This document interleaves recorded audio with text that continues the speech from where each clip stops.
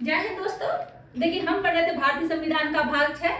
हमने last video में article 228 discuss किया था, जिसमें हमने क्या देखा था, कुछ मामलों को उच्च न्यायालय अपने, जैसे कुछ केसेस हैं, उच्च न्यायालय अपने आप को ट्रांसफर कर लेता है। किस तरह के केसेस से? देखिए, उच्च न्यायालय के अधीनस्थ जो न्यायालय होते हैं, निचली अदालत, जिला अदालत जो हो गई, उसमें कोई ऐसा केस लंबित है जिसमें कोई संविधान का कोई प्रश्न है, ठीक है, जैसे संविधान का बेसिक स्ट्रक्चर हो गया, या कुछ ऐसा है कानून से रिलेटेड, कुछ है संविधान में कुछ कानून का उल्लंघन है, इस तरह से तो कानून से रिलेटेड कुछ व्याख्या करनी है, संविधान से रिलेटेड कुछ व्याख्या करनी है, ऐसा केस है, तो ऐसे केस को उच्च न्यायालय अपने पास ट्रांसफर कर लेता है, या तो वो स्वयं निर्णय दे देंगे, केस ही क्लोज कर देंगे निर्णय देके।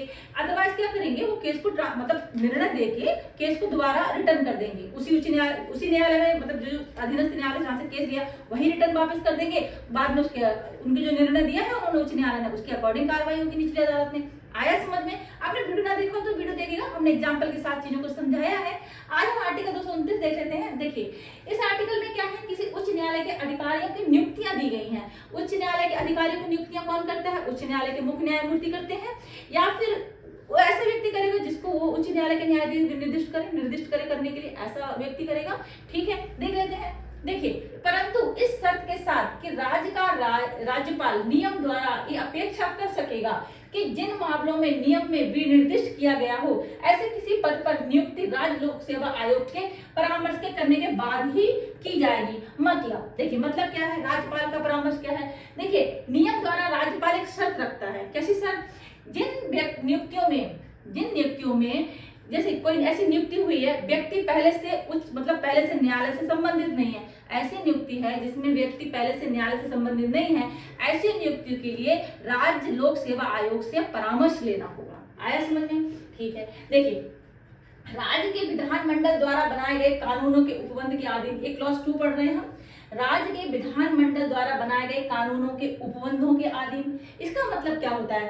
राज्य के विधानमंडल द्वारा बनाए गए कानूनों के उपबंधों के अधीन, इसका मतलब ये है, राज्य विधानमंडल कुछ नियम कानून बनाता है ना, तो अगर आप दूसरे नियम कानून बना रहे हैं तो जो पहले से राज्य विधानमंडल के अंतर्गत जो कानून बनाए उनका टकराव नहीं होना चाहिए। आया समझ में? देखिए, राज्य विधानमंडल द्वारा बनाए गए कानूनों के उपबंधों के अधीन रहते हुए, पहले से जो नियम है उनके अधीन रहते हुए उनका टकराव नहीं होना चाहिए। उच्च न्यायालय के अधिकारियों और सेवकों की सेवा शर्तों एवं नियमों द्वारा निर्धारित की जाएंगी। मतलब उच्च न्यायालय के अधिकारियों और सेवकों की सेवा निर्धारित, मतलब सेवा करने जो भी उनकी सर्विसेज हैं, ठीक है, उनके नियम कानून निर्धारित किए जाएंगे। किसके द्वारा? उच्च न्यायालय के न्यायाधीश के द्वारा। ठीक है, उनकी सेवा शर्तें उन नियमों द्वारा निर्धारित की जाएंगी जो उच्च न्यायालय मुख्य न्यायमूर्ति या उसके द्वारा अधिकृत कोई व्यक्ति हो वो करे। तो उनकी सेवा शर्तें कौन करता है निर्धारित? उच्च न्यायालय का न्यायाधीश करते हैं, या फिर किसी ऐसे व्यक्ति को जो उच्च न्यायालय उसको मतलब निर्दिष्ट करे, ठीक है, ऐसा व्यक्ति करेगा। लेकिन राज्य विधानमंडल के कानून का टकराव नहीं होना चाहिए। उन कानूनों के नियमों के अधीन रहते हुए उच्च न्यायालय अधिकारियों और सेवकों की जो सेवक हैं उनकी सेवा की जो सेवा के नियम हैं और ऐसे निर्धारित करे जाएंगे, ठीक है, जो उनका टकराव नहीं होना चाहिए। उच्च न्यायालय के न्यायमूर्ति निर्धारित करेंगे सेवा शर्तें, ठीक है, अधिकारियों की। आया समझ में? आई थिंक समझ में आया होगा।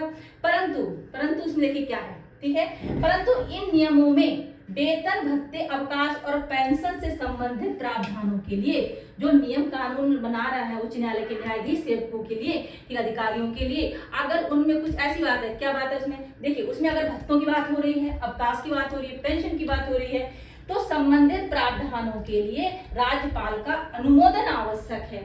ठीक है, देखिए यहाँ पे हमने मेंशन किया है राज्यपाल का अनुमोदन। मुख्य न्यायाधीश द्वारा बनाए गए नियमों में यदि वेतन की बात हो रही, छुट्टी, पेंशन संबंधी प्रावधान हो, ठीक है, तो उन नियमों को प्रभावी होने के लिए राज्यपाल की स्वीकृति आवश्यक है। स्वीकृति आवश्यक है, तभी जो नियम बनाए तभी प्रभावी होंगे। ठीक है, इतना ध्यान रखिएगा। यहाँ राज्यपाल का रोल क्या है, जो नियम पेंशन और ये छुट्टी से वगैरह जो नियम बनते हैं, राज्यपाल का अनुमोदन आवश्यक है इसमें।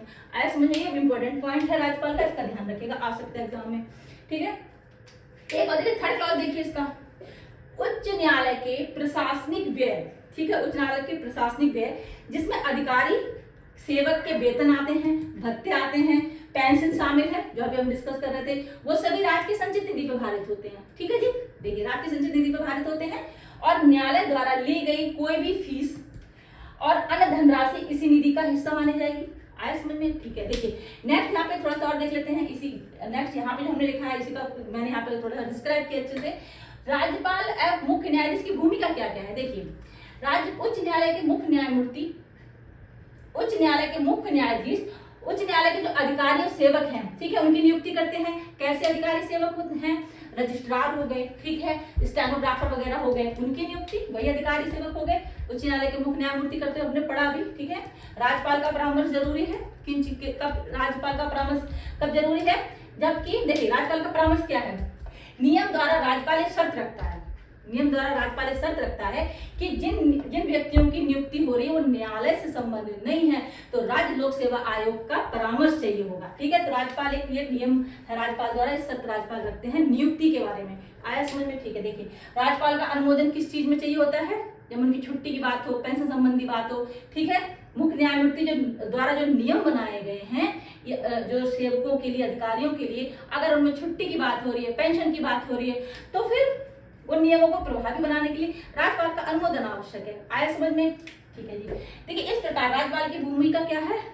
निर्णय मतलब राज्यपाल की जो भूमिका है वो राज्यपाल नियंत्रित रखते हैं, ठीक है, निर्णयात्मक है, ठीक है। वे प्रधानता नियमों के निर्माण और वित्तीय प्रावधानों में मंजूरी के माध्यम से शामिल रहते हैं इस आर्टिकल के द्वारा, ठीक है। जबकि मुख्य न्यायाधीश क्या करते हैं? नियुक्ति एवं सेवा में के निर्धारण में अग्रणी है, ठीक है। आया समझ में आपको? आई थिंक आर्टिकल समझ में आएगा। देखिए मैं अपने शब्दों में सुनाऊं तो मोटे मोटे इस आर्टिकल में क्या है कि जो अधिकारियों की नियुक्ति वगैरह होती है न्यायाधीश करते हैं, ठीक है, और उनकी सेवा शर्तें हैं वो भी न्यायाधीश ही करेंगे, ठीक है, सेवा शर्तें सब वगैरह न्यायाधीश करते हैं। और अगर ऐसा कोई मामला है जिसमें सैलरी वगैरह, उसमें छुट्टियां हैं, ठीक है, भत्तों की बात हो रही है तो राज्यपाल का अनुमोदन आवश्यक है। अगर किसी ऐसी व्यक्ति की नियुक्ति हो रही है जो न्यायालय से संबंधित नहीं है तो फिर राज्य लोक सेवा आयोग से परामर्श लेना है। बस इतना ही है इस आर्टिकल में। आई थिंक समझ में आया होगा अच्छे से, ठीक है दोस्तों। हम नेक्स्ट वीडियो मिलते हैं आर्टिकल 230 के साथ में, ठीक है। तब तक के लिए जय Hind, thank you so much.